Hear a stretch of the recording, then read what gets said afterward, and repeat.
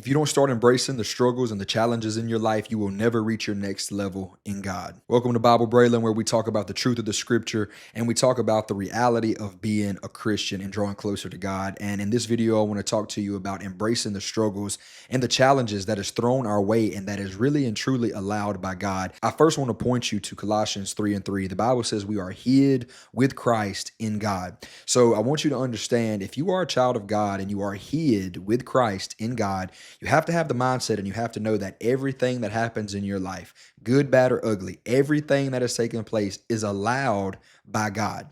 If you're hid with Christ in God, if you really believe that scripture, you have to know that God is allowing, dictating, and in control of everything in your life. So then at that point, you have to say, okay, God, why is some of these uncomfortable things happening? Why is the things that I don't like, that doesn't feel good, that may be painful and hurtful, why is some of these things taking place in my life? And then you have to go back to Romans chapter 8 and verse 28. The Bible says, all things is working together for the good to them that love God and that are the called according to his purpose. It's not always about our purpose, our will, what we want, but it is about God. And he knows what is best for us. He knows that there is times in our life that the painful things that we have to go through is actually for our good. Now, a lot of preachers and a lot of people isn't going to tell you this because they don't really have an answer for people that's really going through a lot of hardship. But the reality is, and this is the answer, no matter how hard or difficult it may be, it's simply God knows what you need and what is best. Sometimes he has to take us through the fire, or most often than not, he has to take us through the fire so that we come out as pure gold. And the fire doesn't feel good. The fire's hot. The fire's uncomfortable. The fire can sometimes be painful, but we have to know that the Holy Spirit and that God is with us every step of the way. He has not forsaken us just because he is grooming us. He has not forgotten about us just because he is shaping and molding and making us, and we are in fact going through the fire. The Bible even lets us know in one place that when we pass through the waters, when we pass through the flood, God is with us. When we pass through the fire, God is with us. So you have to keep that in mind. And I want to point you also to 1 Corinthians chapter 10 and verse 13, very familiar passage of scripture that we've all probably heard at some point in our Christendom, that we've been in church, we've heard this somewhere, or we've seen this pop up on our Bible verse app or something. But I want to really slow it down and talk about this for just a little bit. There hath no temptation taken you, but such as is common to man, but God is faithful, who will not suffer you to be tempted above that ye are able, but will with the temptation also make a way to escape, that ye may be able to bear it. So again, going back to my very same point that I started with, you're hid with Christ in God and all things is working for your good. And I know some things may be or may seem as if they're unbearable, that you just can't take this, you questioning God, you're going through this and you're going through that. But I want you to know God knows what you can and cannot take. He knows what is too much. He knows what is not enough, because sometimes God has to really take us through things to show us who he is, to show us his plan and his will for our life, to take things out of our life that we don't want to let go of as people. Because let's be honest, this flesh, the Bible lets us know this flesh is enmity with God. It opposes the things of God. And sometimes God has to allow certain things in our life to work out these fleshly desires, the lust of the flesh, the lust of the eye, and the pride of life. The Bible even tells us in another place that Jesus learned obedience. Christ, God in the flesh, the Son of God, learned obedience through the things that he suffered.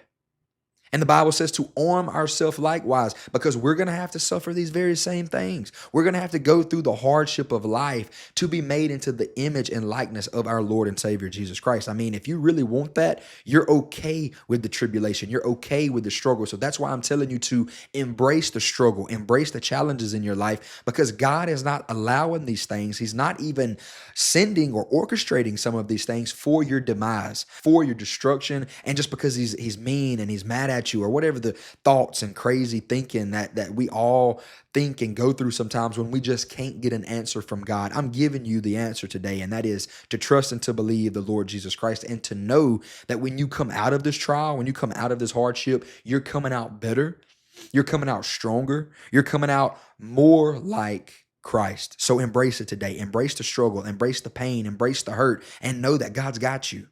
Know that God's got you as a child of God. He cares about you. You are on the mind of Christ. The Bible tells us that the hair of our head is numbered. He cares. He is a heavenly Father that cares. He can feel We have not a high priest that cannot be touched with the feeling of our infirmity. God knows.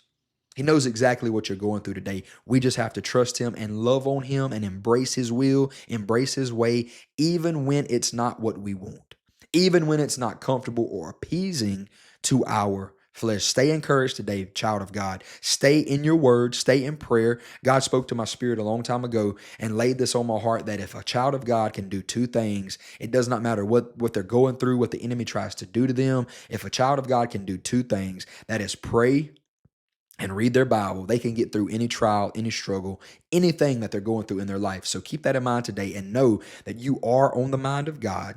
He does care, and you have to stay faithful through the trial, through the tribulation, and embrace it. Embrace it.